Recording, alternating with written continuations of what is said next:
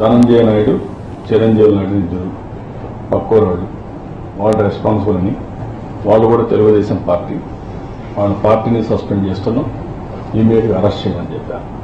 Arrest చేసి prosecute చేసి firm action తీసుకోమని చెప్పాను. వాళ్ళు కానీ చేయకపోతే వీళ్ళు అక్కడికి వచ్చేవాళ్ళు కాదు, వీళ్ళు రాకపోయి ఉంటే ఇంతమంది చనిపోయేవాళ్ళు కాదు. ఇది చాలా దారుణం.